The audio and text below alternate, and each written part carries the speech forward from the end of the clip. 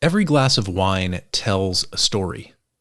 These stories reveal hidden histories, flavors, and passions, and sometimes they unravel our darkest desires.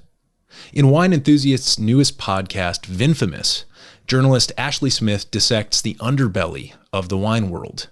We hear from the people who know what it means when the product of love and care becomes the source of greed, arson, and even murder.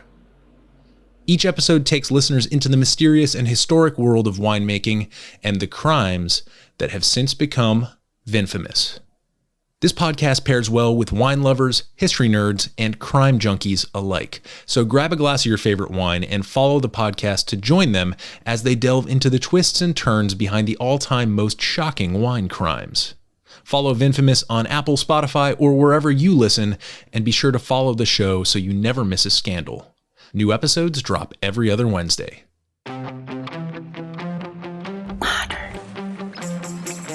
Modern.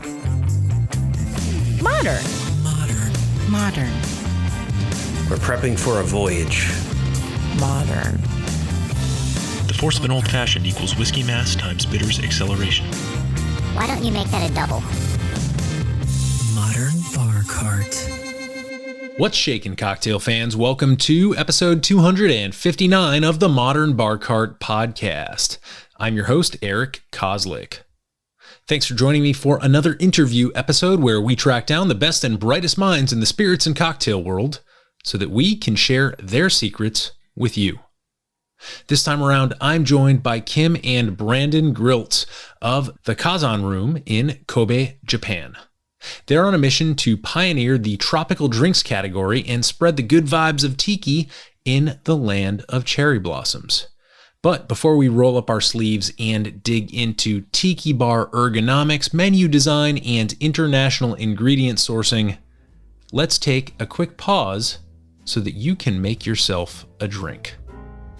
This episode's featured cocktail is the Kokobe, and these formulation and assembly instructions are graciously sourced from the print magazine Exotica Moderne. To make it, you'll need, quote, 2 ounces of Japanese blended whiskey. They use Suntory's Kakubin yellow label. 1.5 ounces of pineapple juice. 1 ounce of coconut syrup, in this case sourced from Monen, and 1/4 ounce of fresh squeezed lime juice. Combine all ingredients in a tin cocktail shaker with cubed ice. Shake and strain into a hollowed out pineapple filled with small cubed or cracked ice. Garnish with pineapple fronds, pineapple wedge, and an orchid. The Kokobe was created in Kobe, Japan by Kim Grilc in association with Tiki Bar Headhunter. For anyone with a dusty old bottle of Japanese whiskey hiding behind a sea of go-to tiki spirits, now is the time to turn up the rock and roll music, don your aloha shirt, slick back your hair, and feel like a Japanese tiki-phile, if only for a night. End quote. What I like most about the Kokobe is that it embraces fusion, which is something we talk about at length in this interview. Obviously, Japanese whiskey looms large in the cultural consciousness of Japan, but it's not an ingredient you find often in tiki cocktails. When faced with this reality, the strong impulse to say, yeah, but why not, speaks volumes about our guests for this episode and their unique take on tropical drinks. So, now that you've got a surprising new use for your favorite Japanese whiskey and your favorite spiky tropical fruit, let's turn our attention back to the interview. In this complex yet surprisingly potent conversation with Brandon and Kim Grilc of the Kazan Room in Kobe, Japan, some of the topics we discuss include how this husband and wife duo cultivated their passion for tiki at one of America's most celebrated tropical drinks bars, inspiring them to open their own tropical drinks concept in Japan, where they now live. What it means to be a tiki snob or purist, and why tiki culture is constantly evolving, almost like a living organism. The ins and outs of tiki menu design, including cocktail origins and attributions, glassware and garnish art, and the ever-important indicator scale of drink potency. some of the cultural and logistical differences and opportunities that distinguish opening a bar in Japan versus here in the United States, and how to plan your next trip to the Japanese Kansai region and the city of Kobe, where the Kazan Room resides, alongside pampered cows, roaring surf, and picturesque mountains. Along the way, we cover why it's hard to quantify a vibe, tips for designing the perfect magical aloha shirt, why 3 rums are sometimes better than 1, and much, much more. For those of you who would like to get updates on everything that's going on at the Kazan Room, you can follow them on Instagram at the Kazan Room, and be sure to pull them up on your favorite Maps app when you're planning your visit to Kobe, Japan. But for now, please enjoy this fun and wide-ranging conversation with Brandon and Kim Grilc of the Kazan Room. Brandon, Kim, welcome to the podcast. Thank you. Thanks for having us.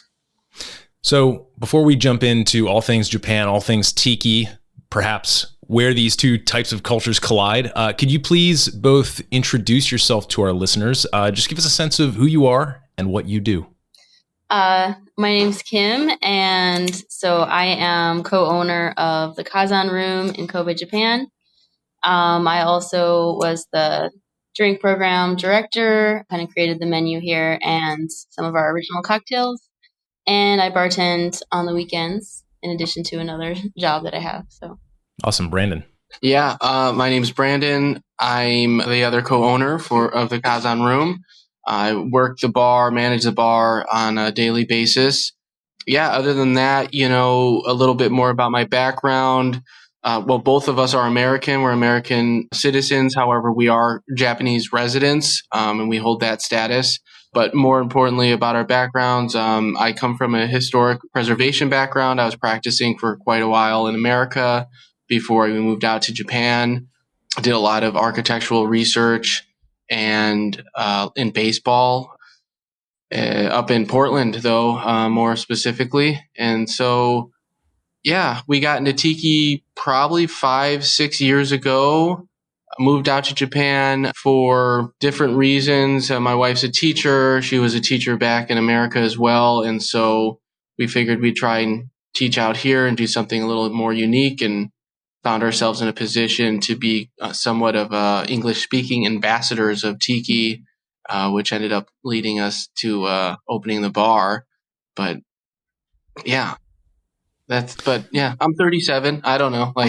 That's just throwing that out there. I don't know if that people care about that, but yeah. Yeah. So Portland. So when you were back stateside, did you have the opportunity to kind of soak in and experience some of that amazing Portland cocktail scene? Was that in any way an influence for you?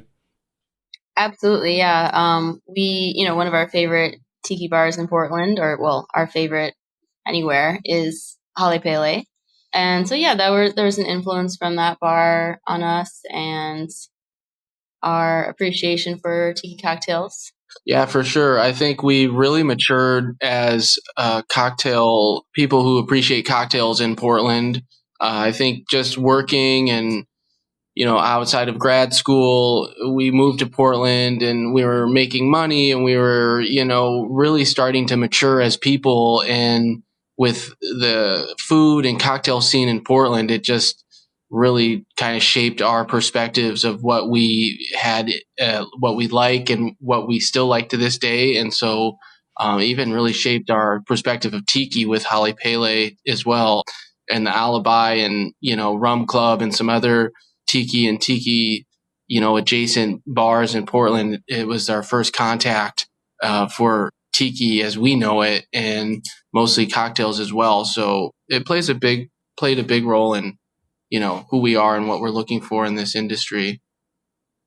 Yeah, I'm so glad that there was that touch point, because, Tiki is one of those types of drink cultures where you generally have some sort of pedigree behind you that is very traceable, right? There are like tiki joints, like many major cities in the US have them. And like the people who open those tend to subsequently also have their own, history with the style of tropical drinks that came from other establishments. And so there's this really interesting kind of cross-pollination. And I think being able to kind of open up the archives and see where people were influenced is really fascinating to me as we kind of unpack the meaning of, perhaps in your case, what it means to be English speaking tiki ambassadors. So I know we want to get to the story of the Kazan Room, but I want to press on Hale Pele a little bit more. What was their brand of tiki? If you had to sort of describe their brand of tiki and their approach at the time when you were frequenting that establishment, how would you describe it? And like, what are some of the influences that you have then perhaps transported over the Pacific to Japan from them? To me, it was mostly the vibe of Hale Pele for me, which I know you can't really quantify that, or bar itself is not in charge of, the vibe. I guess it's a mixture of the people who visit the bar, the tiki community that's there. So I really felt that Hale Pele had a great tiki community where people who visited there, a lot of people were really into the culture of tiki, and maybe even some tiki snobs there. But, it's something you just can't really describe. It's just a feeling when you go there, a feeling of escaping and of enjoying cocktails around like-minded people. And that's what I enjoyed about Hale Pele. Yeah, for me, I think Blair Reynolds and Martin Kate, they did a great job with Hale Pele. Martin Kate obviously wrote somewhat of the modern book of tiki and tiki bars. And so I think Hale Pele is one of a great examples of that, but even back to what Kim was saying, the fact that the vibe is great and they, have seating only, there's no standing room. It definitely makes you feel like it's a bar and not just a restaurant, or it's not a club. It has very specific intentions on how it wants to, curate the experience for its guests by that alone, just having seats for everyone. It doesn't get too crazy, or it's doesn't get where you can relax. Yes, exactly. Some of the things we took away from it, however, especially after frequenting it for a few years, was they have drink clubs like the Water Bearers Club, which is make your way through the menu. And then they also have a rum club. I forget what that's called. Fire breathers or something, where you make your way through all their rum tastings. And so it's more or less their membership clubs. And the regulars that were there Sunday afternoon, so around 4 or 5 o'clock, is when people who became these members of different, either rum or drink clubs could actually go and get their discount. So come Sunday, 4 o'clock, you were there with the people who really appreciate rum, the people who really appreciate tiki and cocktails. And so that was our community. And that's what we really loved about Hale Pele, is that it pulled the best out of Portland. And you had some great people we met there. And it was a lot of fun. I don't know. It was our home, it's like our tiki home for us. So it'll always be our tiki home. That's amazing. I'm really glad that you were able to dig into that for me. I want to come back to what a Tiki Snob looks like, but I also want to make just a couple of observations. The seated only aspect is actually, I think, sneakily important, because now that I think back to some of the great tiki experiences that I've had, the Polynesian in New York City, we've got, Latitude 29 down in New Orleans. Those are just a couple that I can think of. Zombie Village in San Francisco, Smuggler's Cove as well. I'm pretty sure that all of those were seated only. And I think it's interesting to unpack some of the technical elements of what a tiki experience entails, because, on the one hand, Kim, like you said, you can't quantify the vibe. On the other hand, that seated only restriction that, it's more of like a creative constraint that these great tiki bars all seem to be applying. But that seems to contribute directly to that relaxed vibe, right? Like you don't have to worry about somebody, like I was at a bar just a couple evenings ago, and it's like supposed to be a Chicago dive sports bar, and it's tiny. And part of the experience of being there is that if you do get a seat at the bar, yeah, you're lucky, but you're also unlucky in that people are constantly ordering their drinks like right over you and like reaching over you for their drinks and food. It's just part of the experience. It's different. And it seems like that one element is across some of the great tiki establishments that I've certainly visited, something that's consistent. But Tiki Snobs, what does a Tiki Snob look like? What does a Tiki Snob do? And maybe we can differentiate a Tiki Snob from like, the light side of the force, like the Tiki Jedi who are doing it right. So what's the difference between like a Tiki Snob and a Tiki Jedi? I think a Tiki Snob is just someone who thinks Tiki is one thing and only one thing. And if it's not, eclectic enough or crazy enough, then they won't label it as Tiki. And I think that Tiki is something that is always evolving. I mean, it has evolved since, its beginning. It's been just a mishmash of like all kinds of things and cultures. And I think it's better to accept it for what it is and for where it's going to, and allow it to become what it is instead of like pinholing it into one specific thing. Brandon, do you have any thoughts on Tiki Snobs?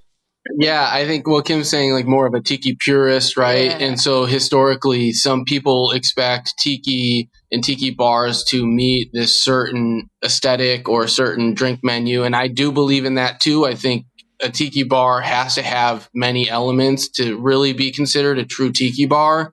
However, to what Kim was saying though too, is like not every bar is Don the Beachcomber. Not every bar is a Trader Vic's, and Trader Vic's wasn't Don the Beachcomber either, and the Luau wasn't Trader Vic's, and this was just the evolution back 70 years ago, and we continue to see that with more modern takes on tiki, or the removal of tiki imagery and more kind of tropical cocktail bars.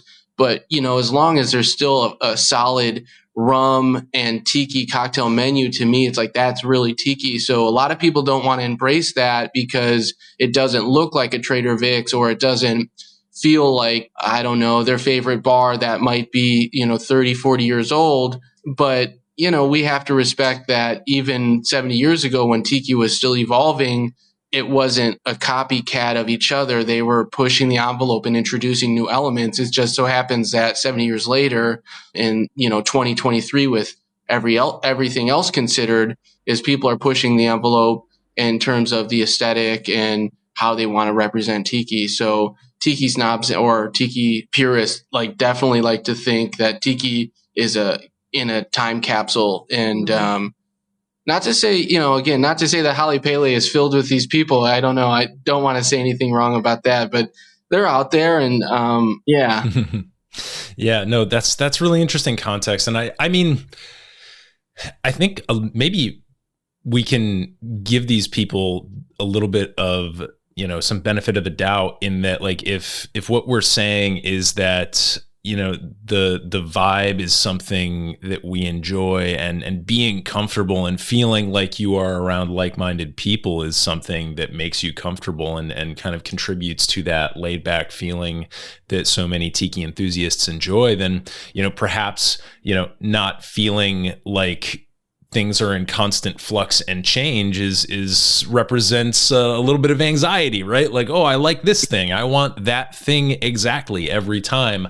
But it does, again, seem to run contrary to, Kim, as you pointed out, tiki as sort of this living, evolving organism that, guess what? Things are changing. There are people who are, really changing things up and asking interesting questions and making changes to aesthetics. Like Doom Tiki might be a great example with sort of like the death metal aesthetic. So So yeah, no, that's all wonderful context, but I think we should turn our attention now that we've kind of done a little bit of tiki riffing in not in a vacuum, but sort of like some high level tiki thought work here. Let's turn our attention to the Kazan Room. Now, when I first looked at this name, I was like, oh, it's named after a city in like Russia? Upward inflection ? Yeah. But that was clearly wrong on my part. So tell us about how you named it, how you kind of built it from the ground up. And I guess, Brandon, you referenced that you think that there are some, essential components to what a tiki bar is. So like maybe you can kind of seed those elements in as you describe, the Kazan Room and how it grew to be what it is today. Yeah. Well, for the listeners out there, Kazan is the romanization and pronunciation of volcano in Japanese. So Kazan is volcano or fire mountain, as it would be read in kanji or even in Chinese context. Mm-hmm. So it's not a Russian spin on tiki, or even Eastern European language. My sister-in-law is Romanian, and she said this word means something different in Romanian as well. And so, not to say there's anything wrong with that. It's just we live in Japan, and this is a word for volcano in Japanese. So it is translated as the volcano room. Why volcano? Yeah, why volcano? Islands. That's how islands in the Rim of Fire are made. The Polynesia is volcanoes. So it's, to me, that's pretty simple, straightforward. Hale Pele is a volcano god, just to reference that bar again. But in the volcano room would have been a little too on the nose. And, we're here in Japan, and, Japanese culture samples English quite a bit in terms of its pop culture. And so we thought we'd kind of do the reverse and kind of sample its language, be it that we're living here and just mix both together. Yeah. And so we used to go under the name of Tiki Oishi as well. So we definitely really love playing with Japanese and tiki at the same time. And so the Kazan Room really made sense for us. But yeah, that's the name and its background. As far as the bar goes, yeah, I think when we were shaping the bar and building out the bar and kind of creating the bar program as a whole, going back to what we were talking about earlier, we definitely wanted a space that was going to be seating only, definitely more of a cocktail bar first. Then a tiki bar. I would say our vibe here is probably more of a either modern take on tiki or pre-tiki, before tiki's actually made their way into what we know now as tiki culture. So the first tiki, I think, was used at the luau in the 1950s, and it was used on the menu. But prior to that, tikis were never really part of the tropical cocktail culture that Don the Beachcomber and Trader Vic's spearheaded. It wasn't until Steve Crane used the tiki on the menu for the luau that it actually became part of the imagery and aesthetic of tiki culture as we know it. And so we don't really use a lot of the tiki imagery either. However, our menu is very much based on historic and classic tiki cocktails and some originals that are rum based with Japanese, cocktail and spirit fusion. But going back just again to the design and some of the aesthetic of our bar, it was definitely more of a lounge concept or memberships club. I think we definitely used classic Japanese whiskey bars and cocktail bars as an influence just because we are here. That's what's common. And so originally the riff was, why don't we take a classic Japanese whiskey bar with all of its class and put our tiki perspective on it and, build something that could, fuse the in-between of a tiki file and a Japanese, cocktail enthusiast. And so I feel like the Kazan Room kind of hit that on the head. So that's what we're feeling. Yeah. Yeah. Kim, what are your thoughts? Well, Brandon is the designer. But yeah, I agree with everything he's just said. Well, I mean, so let's, I guess, turn our attention maybe away from the design a little bit and to the drinks program. I mean, let's dig in there, because you mentioned when you were introducing yourself that you designed some of the original drinks. So I'm personally curious about how one goes about designing a cocktail menu for a new tiki bar, because to me, that sounds like one of the most intimidating aspects, because you're making, no matter what you do, you're making a big statement, and especially with those custom drinks. So maybe can you just share some of your thoughts on that? Sure. Yeah. Well, first off, it was a lot of fun and a lot of, it took us, months of taste testing, which is really tough work. We really wanted to create a menu that was well-rounded in terms of where the drinks came from, like where they were created, what the years that they were created, and also the flavors and the spirits that were used. So we do have, many of the classics, like Mai Tai, Zombie Punch, Three Dots, and a Dash. And then we tried to kind of also do ones that we thought Japanese people would enjoy more, maybe some lighter drinks like the Lapu Lapu, something that's going to be like sweet and kind of easier to drink. And then with the originals, we wanted to bring in some like Japanese spirits as well.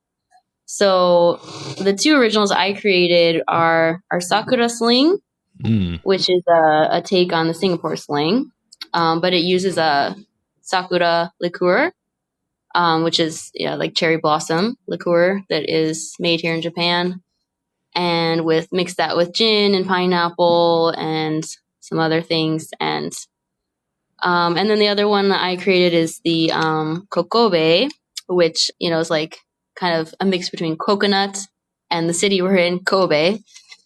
And so that one is kind of like a pina colada, but it uses a Japanese whiskey. So it's got like a very different flavor to it. But I think that the flavors work quite well together. Yeah, so great. The coconut and the whiskey. We get a lot of great reception. We've gotten a lot of great reception from that. Yeah, and we serve it in a pineapple, and people love that too. So. Yeah, no, I'm looking at the menu that you sent along right now and checking those out. It looks like you also have the Kazan grog. So is that one of those things? So like grog, as I understand it, is like it's a thing that has certain components, but it seems like there's a little bit of room to kind of wiggle with that cocktail. So maybe could you take us through what a grog is in general, and then maybe how you went about designing your house grog? Well, the Kazan grog was Brandon's creation, so I'll let him talk about that one. Yeah, so from what I understand, a grog is, where it comes from historically is just lime or citrus, sugar, water, and rum. And so that kind of defines the grog as a base or the components. And so riffing off of that, we use a blend of rums, and some tiki spice, which I guess wouldn't be traditional to a grog, and some great sugar. We use a Mai Tai sugar, which has a little hint of vanilla. And I don't know, it's similar to, I think for listeners who know tiki, maybe like a 151 Swizzle. It has that kind of flavor profile to it. And it's, again, for me, it was a drink I created because of what we can't get in this country. And the zombie has a lot of flavor, and the jet pilot has a lot of flavor. We have those on our menu, but we can't really do a great 151 because of some of the lack of rums in this country that aren't imported or sold here. And so for me, it was really an attempt to get close to that and make a drink that has a nice flavor profile that's well-rounded with some nice spice, and something that, we could be proud of too. And so, I think that's how the Kazan grog came about. But, as I'm drinking a Navy grog, we love grogs. So anything with a grog title is something I'm interested in when I see that on a menu. And so we definitely knew we wanted something on a menu. And the same with the Navy grog. We can't really do a Navy grog here. We're doing one tonight because we have the rum, but we technically can't buy that rum here. It was brought to us by a friend. And so we don't have a Navy grog on the menu because we can't get those rums here in this country. So, back to what Kim was saying about the drink program and how we got to it, I just want to mention that it was also shaped by the rums that are available here, and so we had to make a menu and a tiki menu by rums that we could buy and other spirits that we could buy here regularly and didn't have to import. And so that shaped our menu quite a bit. But there's a lot of other cocktails we would love to have on the menu, like a Navy's grog. But more specifically, the Kazan grog is just something we thought could really reach, the tiki profile and flavor profile of some of the other drinks we couldn't make based on the rums we can't find. So, or like they say, what one rum can't do, three can. And so that's what our Kazan grog is trying to do is, we don't have the certain rums that one rum can do. So the Kazan grog is definitely a blended cocktail that is trying to make up for some of the rums we can't get, for sure. So I want to zoom in on this creative constraint. I mentioned creative constraints earlier on, and this sourcing question is certainly a creative constraint that I think goes toward describing what the tiki culture in Japan is like, which is something that I'm fascinated by.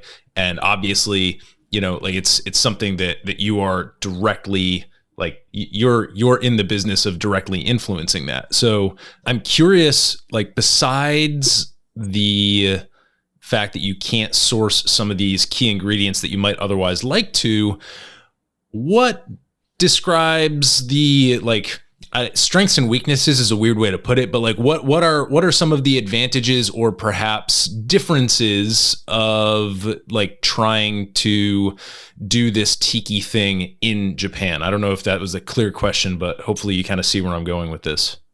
Yeah, of course. So strengths and weaknesses of kind of, I would say, pioneering tiki in Japan.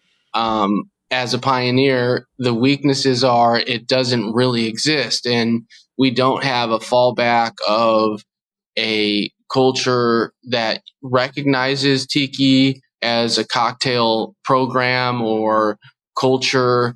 We don't have, regular tiki files that are coming out of, the woodwork to be a significant proportion of our patrons. We do have a lot of people who have traveled for tiki and visited our bar, even over the X amount of months we've been open. And now that Japan travel has picked up, people are definitely circling it and, making a point to come here. And it's been great. And we're really happy to contribute to the tiki community and the tiki cocktail community in this country in that way. But, unlike any other major city in America, or I would say America, because America, I think, holds the most tiki bars, and that's where tiki culture is most prominent. So I'll just say America for that matter.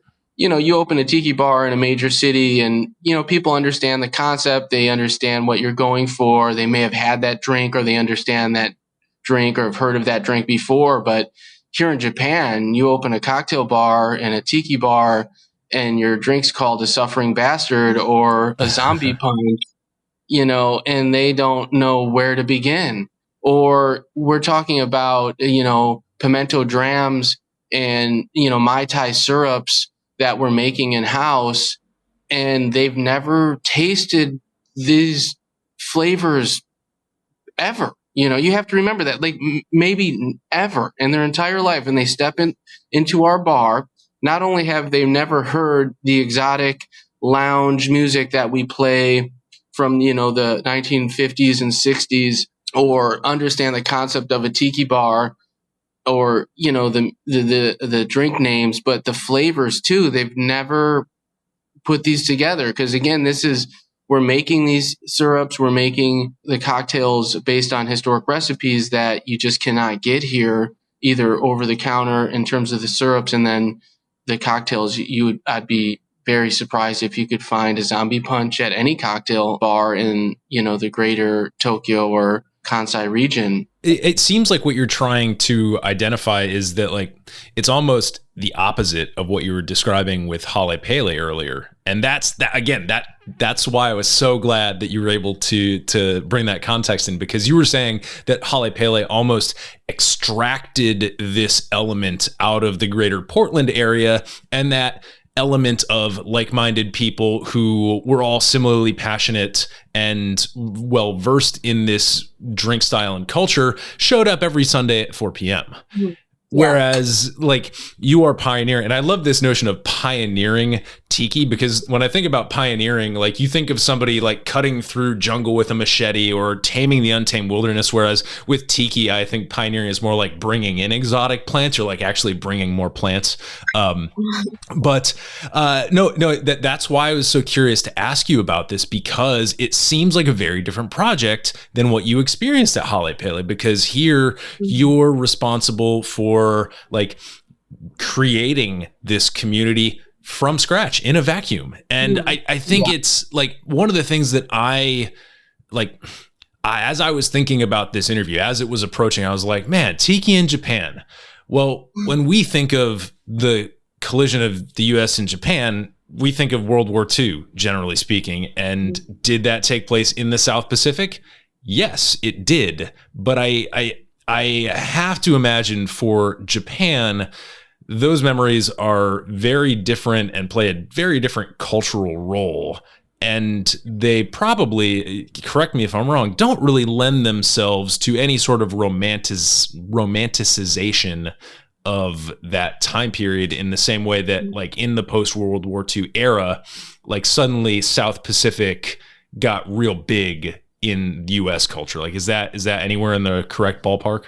Yeah, I mean, it's true in terms of tiki. You know, the South Pacific infatuation really came to a head in the 50s and 60s with movies and books and the statehood of Hawaii, and, you know, Elvis doing, you know, movies like Blue Hawaii. And so it was a huge thing. And I think for some of the patrons we have had, that's what they think. It's Hawaii. It's a Hawaiian bar. Or yeah, I don't think, Japanese people, since they don't really understand tiki or where it came from, like they just associate it with Hawaii and tropical. And yeah, we've heard people in here saying, oh, the last time I was at a bar like this was in Tahiti or Fiji or Guam, right? And so as those are common tourist destinations for the Japanese natives, you know, but still, you know, in terms of what we're doing, it provides that escapism, which is what tiki's all about. So when we hear people coming in saying, oh man, last time I been in a bar like this was in Tahiti, but now you're in it a few blocks from your home, we're doing our job, you know, as tiki bar owners, is we're providing that escape for them. And so that's kind of great feedback. In terms of war as well, what I've learned from teaching in Japanese schools is that their perspective is really more about just like everyone taking responsibility for the past and moving forward in a peaceful way. Like, I don't ever feel like there's resentment towards us as Americans or, you know, any tension anymore. I think that they just feel like everyone needs to take responsibility for our past history and know about the history so that we can create a more peaceful society. So yeah, no, that's really good context, because, you know, it's one of the key touch points when you think of, you know, a fusion of American or American inspired culture and Japanese culture. That's immediately where your mind goes. This episode is brought to you by Near Country Provisions. And I thought that since it's a newish year, I'd share some thoughts on how switching to local farm-raised meat and line-caught seafood from right here in the Mid-Atlantic is a really solid New Year's resolution. First off, this is one of the few resolutions that'll be easy to stick to. That's because every month Near Country delivers right to your door, and they give you a ton of customization options so that you can really personalize what's in your delivery.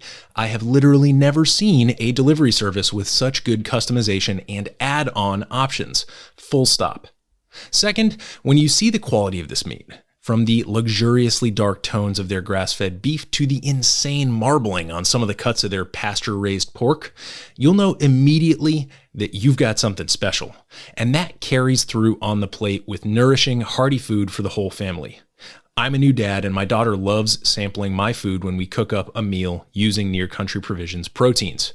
And as if that wasn't enough, you can feel good knowing that Near Country sources their food from farmers that use sustainable and regenerative agricultural practices that create healthy animals and a healthy environment in which they can roam. A great example are their eggs, which are sourced from Warrenton, Virginia, where their farm partner adheres to the highest standards of pasture raising chickens, which means healthier birds and rich, dark yolks when you crack them open in the pan. Head over to nearcountry.com and enter the code BARCART, that's BARCART, all one word, when you sign up for your subscription to receive 2 free pounds of bacon or ground beef in your first delivery. Resolve to improve the quality of the protein in your diet and vote with your wallet to support ethical, sustainable local agriculture here in DC, Maryland, and Virginia. Now back to the show. I want to make sure that we give ample time to one of the things that I was most excited about when I was emailing with you, Brandon, which is the menu design itself.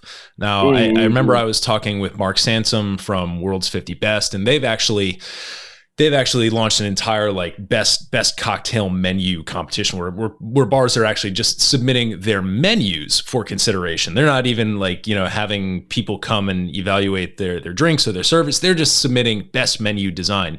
So when I looked at the menus, obviously I was reminded of some of these great menus. It's also a very tiki thing to do. I mean, when I go down to Jeff Berry's bar, Latitude 29, I get very similar vibes. It's a great menu. You're reading it. There's the sort of the glassware is also on display. But what to you makes a great tiki menu? And maybe also, if you can, drop in the importance of names, dates, and attributions of drinks.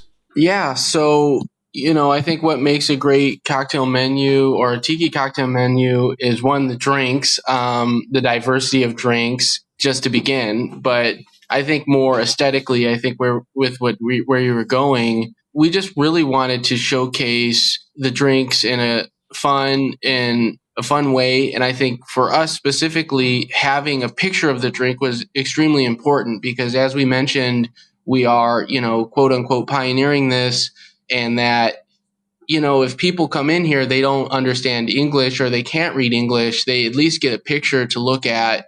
And so that was extremely important to us so that they could see what they were going to be getting. Now, granted, we also use a simple breakdown of the cocktails as well, which might have lime, vanilla, or pineapple. And those words are pretty commonly translated in Japanese as well. So most people, regardless of their language, would be able to piece that together. And then thirdly would be the drink scale.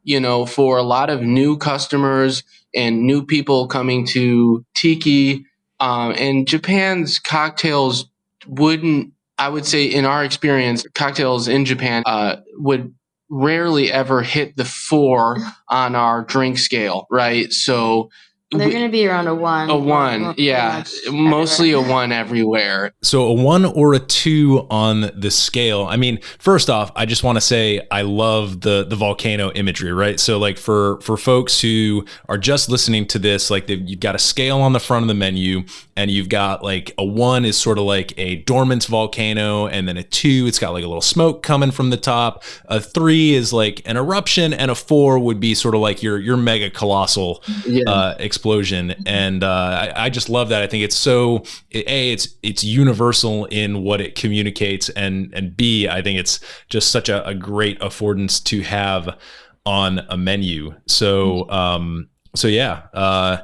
Any other thoughts on cocktail or tiki menus? I think that the drink scale is really important for Japanese people too, because, being in Japan and not having much experience with strong cocktails, some of our drinks can be a bit overpowering for them. So it's a good way for us to also discuss with them about like, okay, where are you at? What would you, what would you like? Do you want something on the weaker side or on the stronger side? So it's a good way to start that conversation too, and make sure that they know what they're getting themselves into. Yeah, for sure. And I mean, we've had people come in here who said no force, right? No force. Like, I can't do that. Yeah. But, the fact that they have that perspective and they have that scale to say, I'm not going there tonight, and not getting tricked into buying a zombie punch without knowing what they're getting. Because a lot of these drinks, too, are so well balanced. And I think in the tiki culture in general, they're so well balanced, you can suck them down in a matter of 10, 15 minutes, but yet you're also, you've got overproof rums in there. You might have 3 or 4 different rums and they can be quite pungent. And so, you have to know your limits. And so this is a great way for us to let people know their limits. It's like, this is a 4, know your limits, take your time, know what you're doing tonight, So, and then I don't know if you've talked about the locations and dates too. Yeah, again, that's just something we've picked up. Again, we've been Tiki Files for a long time. We've probably done 50 plus bars from Bangkok to New York. We have been meticulously keeping notes of where we've been, originally just for fun. And then after a while, we started doing it so often that we were like, okay, we had our own methodology for how we evaluate a bar and what we were looking for. And this was just something that we've picked up along the way. And I think it's just, again, as a historian too, we didn't make these drinks. We have no problem giving credit to those who did. Yeah, it's just part of the tiki history. Yeah, teaching people a little bit about tiki history exactly. At the same time. I mean, a lot of people are very curious and very interested in where the drinks came from. So it's a good talking point too. Yeah, and I think just here in Japan, just to relate it back to, is that, again, when people come in here and everyone thinks it's a Hawaiian bar or the tiki is Hawaiian, and then they look at the menu and it says Oakland, California, Oakland and LA and, Columbus, Ohio and Las Vegas, there's maybe one drink on our menu that's actually from Hawaii, right? Like, these drinks were made from, New Orleans or Beverly Hills or Egypt, right? The suffering bastards. So it just kind of helps educate our customers and our guests for the first time, knowing that tiki is very diverse and, these drinks were made around the world, not necessarily in tiki bars, but they made their way into the tiki culture. And it's not just a Hawaiian bar or just a Hawaiian fantasy.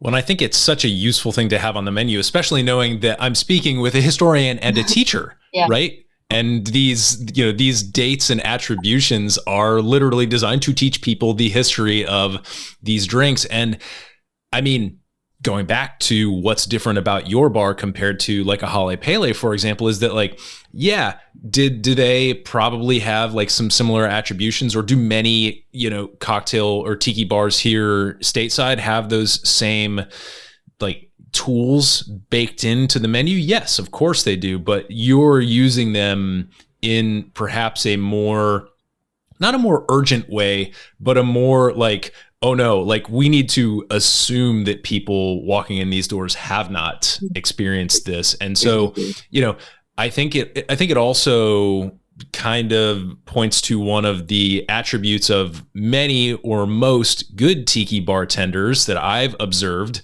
is that they, in order to make these drinks, you almost have to have a sense of the history and then subsequently be able to be conversant in that history with the guests in order to make it a well-rounded experience. And so, I don't know, like to me, like, throughout this conversation, we've been picking out of the clouds some of these benchmarks of what a good tiki bar is, what a good tiki experience is. And to me, that knowledge base coming from the bartender and flowing from the bartender to the guests in an easy, informative way, perhaps prompted by the menu, is a really useful tool to have. But it does speak to the type of knowledge that you need as a tiki bartender. I don't know if that resonates. Yeah, most definitely. I think, again, as a historian, I feel like a docent of tiki. I mean, when people come in here and I can give them a 5-minute lecture on where the drink came from, who made it, why it's on our menu, what rums we're using, it's intriguing. It's like art, I always think of, people who don't really understand art and they see modern art and they just see, a dot on a blank canvas and they think this is easy, right? But then those who really appreciate the movements of modern art or that artist and what he was trying to do or say, they go to those museums and they say, this is a great piece.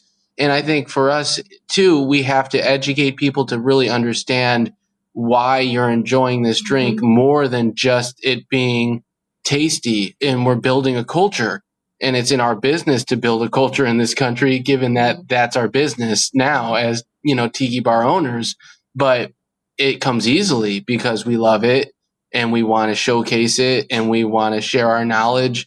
And we have had regulars who come back and, we hear them talking in private and so on, just saying how they really enjoy learning about tiki through us. And, so we're just that medium for them. So they get a drink, they get a history lesson, they get an appreciation, and that grows and they want to showcase that to their friends and so on. And so, yeah, it's been a lot of fun. Yeah, that's awesome. I love hearing that. And I think now would be an amazing time to kind of talk about what it would look like to, take a trip to Japan. Let's say one or more of our listeners. I know we've got one of my close friends who's a regular listener. He just came back from Japan. But let's say that our listeners are interested in planning a trip to Japan and they want to put Kobe on their radar and maybe stop by the Kazan Room. Like, what does that look like? What are some other kind of things that they might want to put on their itinerary, bar wise or other? And then, once we describe a little bit of, do a little travel agenting, maybe we can talk about what's next for the Kazan Room now that you've been open for a little while. The Kansai region, which includes Kyoto, Osaka, and Kobe, I would say it's the number one place to visit in Japan. Kyoto has all of the World Heritage sites, has so many great places to see that represents Japanese history and culture. Osaka has more of the nightlife. It's got the flashy lights like you can see in Tokyo too. Definitely a nice, good cocktail and bar scene up there. And then Kobe, I think you're going to get more of a real immersion into Japanese culture because there aren't quite as many tourists here. People don't necessarily speak as much English here. You're going to walk into a restaurant and get a real Japanese experience, so that's what I like about Kobe. And would you like to add on to that? Yeah, so if you're coming here, I think most people want to try Kobe beef or what else is popular here? Cinema and jazz actually has been one of the more common associations to Kobe. We're in Kitano, which is actually one of the first historic districts and neighborhoods in Japan after they opened their borders about 170 years ago, where all of the ambassadors from Belgium and England and foreign countries established the residencies. And so we have a lot of kind of heritage tourism in this neighborhood for that. So that's quite popular too. And then this street in which we're located on is quite popular for jazz. It's actually called Jazz Street, and Kobe has a lot of jazz history as well. And so we get a lot of tourists in for that reason, looking for jazz and just other history in that matter. And it's a great port city, very walkable, very friendly, and just simple, clean, not as hustle and bustle as a Tokyo or Osaka. And we love it. Obviously, we live here and we decided to open a bar here too. But if you're coming here, I think, there's a lot of fun things to do in terms of some of the tourist attractions and what Kobe has to offer and what it's known for. We've got the mountains and the sea both in Kobe, so you can visit the harbor and then you can go up to the mountains. There's a nice herb garden up there, and you can do like a hike down through waterfalls, and at the same time you can go out to the harbor and see boats, and then you've got the city sandwiched right in between. So Yeah. Awesome. Well, it sounds like a great city. I mean, I was going to ask, you guys do have those cows, right? The special cows. So that's all, that would be on my list. So that sounds like a great advertisement for visiting Kobe and hitting up the Kazan Room. But what's next for you folks now that you've gotten your feet wet? You've been serving for, as you mentioned, a number of months already. What's on the horizon? What are we looking forward to as 2023 progresses? Well, we're going to be back in America this summer. We're hoping to do some presentations on this very topic, Tiki in Japan, and what it means to, pioneer Tiki or bring Tiki to a new city, in a foreign city, at some Tiki events in America. We also, have some Tiki retreat, or excuse me, not Tiki retreats, but cocktail retreats we might be attending, and other weekender events that we're looking forward to attending. We've been collaborating with local shops that aren't cocktail, but like, for example, this month we're working with a local burger shop, and we have a Kazan burger, and we've been working. Nice. And it's delicious. I know for anyone listening, you're not going to be able to taste it, but it's really good. It's a spicy beef with sweet pineapple and coconut syrup and bacon. It's just really, really nice. And I was pretty much the taste tester on that for about a week. And so, but we've been working. We'll be with a pizza shop in the future as well. Mm-hmm. The Japanese community and just restaurant and shop community has kind of embraced us in this neighborhood.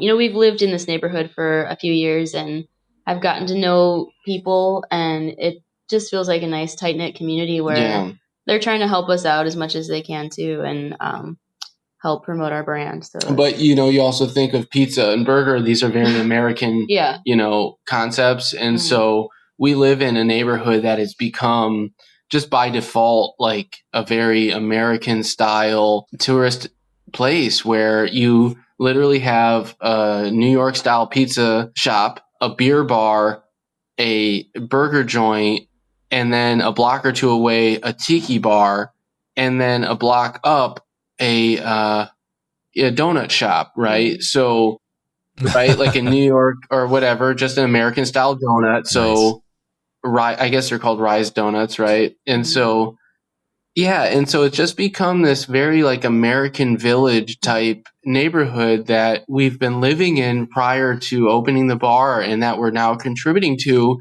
And so we're working with these same business owners who are around the same age as we are, young, hungry, and, again, it's a good thing. Yeah, we're really excited about Excellent. that. Yeah. Yeah, it sounds like a lot of good cross-pollination going on. Yes, exactly. No competition either. Donuts, tiki, you're not fighting for the same dollar there. True. Well, Brandon, Kim, this has been awesome. Anything else you want to mention about the Kazan Room before we jump into a couple quick lightning round questions? We love having tourists here and tiki people, and would love any of your listeners to come give us a visit. All right. Well, we will have links over on the show notes page, modernbarcart.com/podcast. So we will make sure that everybody hits you up. And with that, let's jump into the lightning round. Yeah. Okay. All right. First question. Hi. All right. This is our desert island scenario. So you're stranded on a desert island, no prospect of rescue. You can interpret the rules of this desert island however you want, but you get one bottle of straight spirits and one cocktail that you either have all the ingredients for or is just somehow, on draft on a magical tap. So what's your cocktail and what's your one bottle for your desert island experience? Well, my cocktail, I'm going to stray away from tiki here. I would go with a mint julep. And, I think you can just like sip on that all day long. And just keeps tasting better and better. So yeah, and it's strong, sweet, refreshing all at the same time. So that's what I'd be drinking. And my bottle would be Plantation OFTD. It's Yes. also strong, but you can sip that really easily. It's really smooth. Probably just one of my favorite rums all around. And also you can light it on fire. So if you need to light a fire. Now that's a good point. You're right. Now you're thinking. Actually, it's multi-versatile. Yeah. For me, 1934 Zombie, easy. Yeah, just great cocktail. Love it. I would say a Navy Grog would be my second favorite, but in this specific scenario, definitely a 1934 Zombie.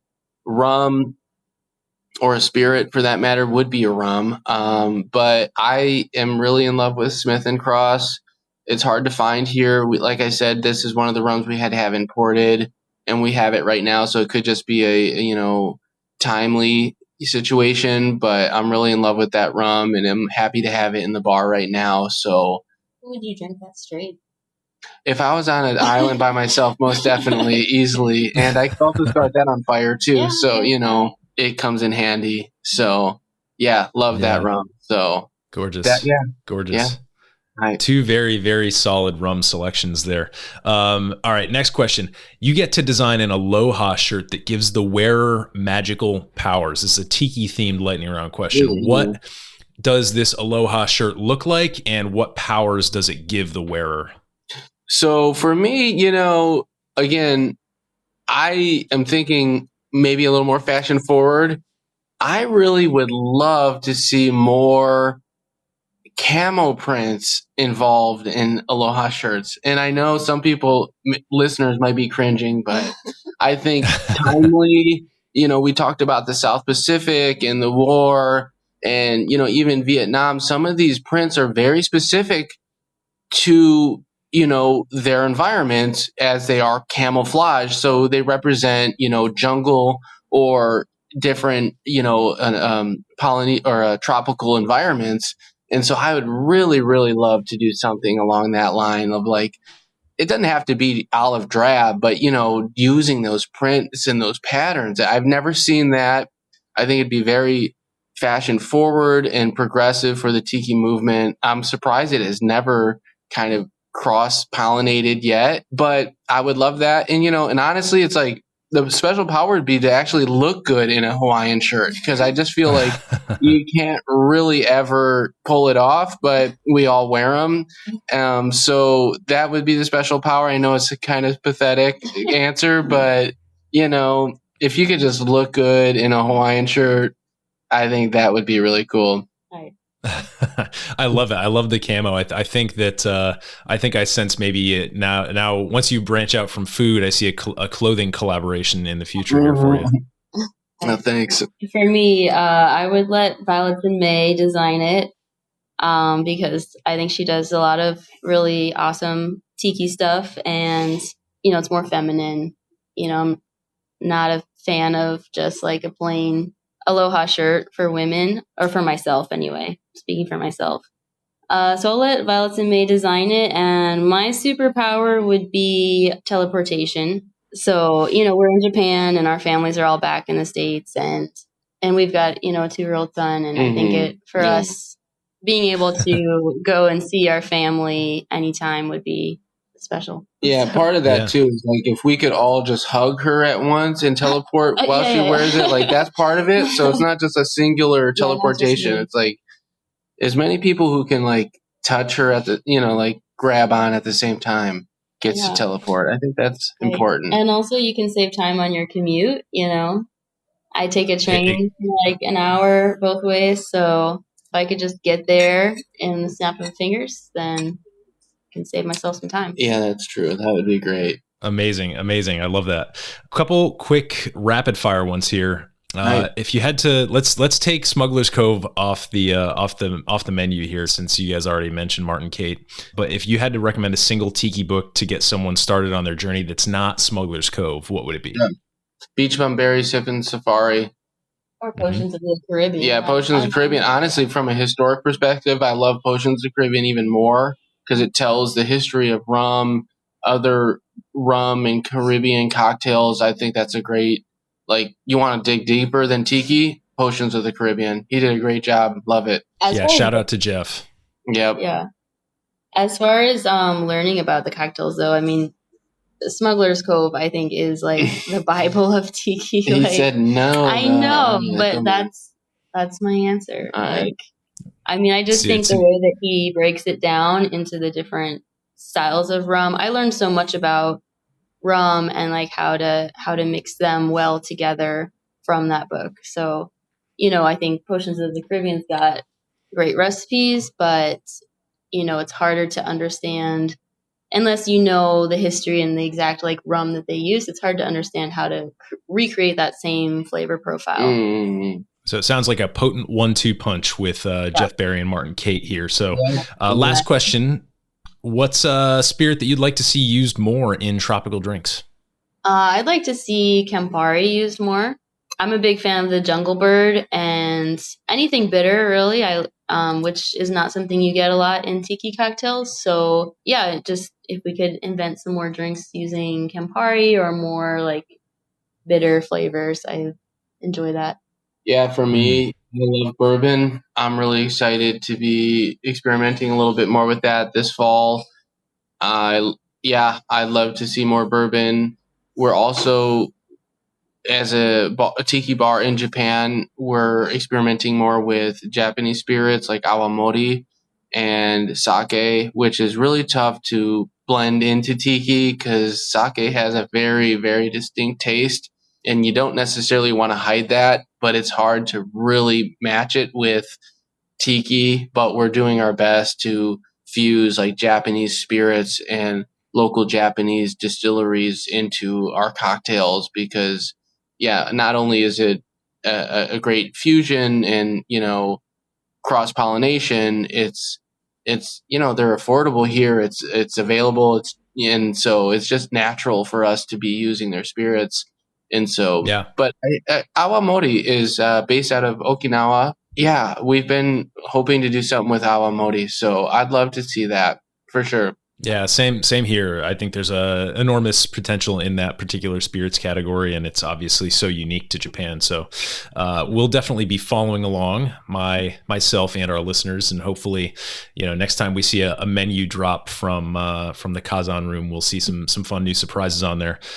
Brandon, Kim, this has been, as I said, tremendous. Can you just quickly, before we sign off, let our listeners know how best to digitally connect with you so that when they're planning that trip to Japan, they can get a reservation?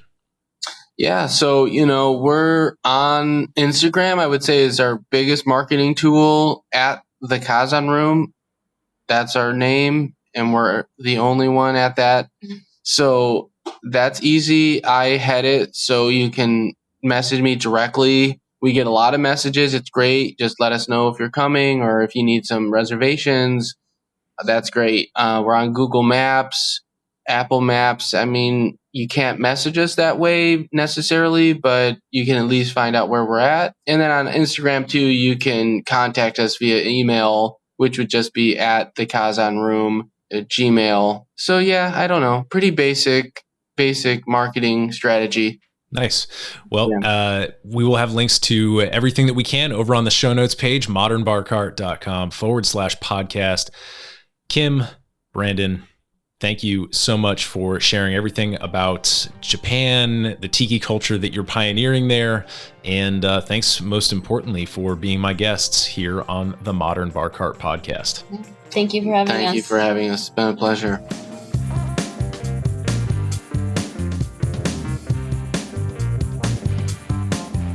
Hey everybody, thanks for listening. If you enjoyed this episode, there's two big things you can do for us here at Modern Bar Cart. One would be to tell your friends and family if you think they'd enjoy listening to us talk about cocktails.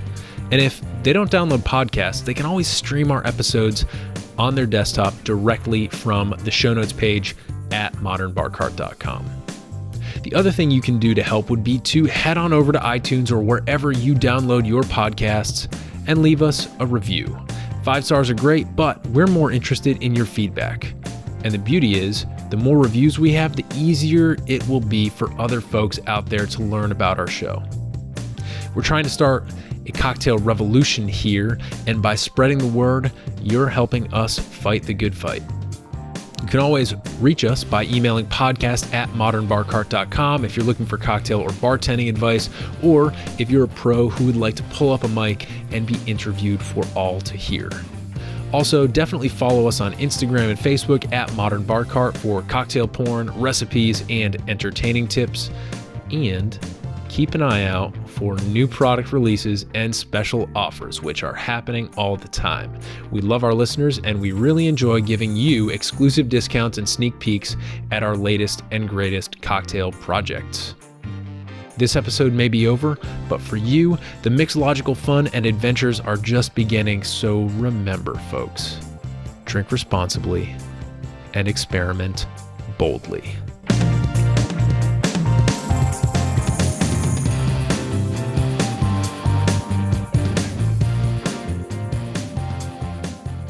This episode was made possible with editing and sound design by Samantha Reed, tiki and bar design insights courtesy of Brandon and Kim Grilc of the Kazan Room in Kobe, Japan, and a little bit of interview magic by yours truly. This has been a Modern Bar Cart production, copyright 2023.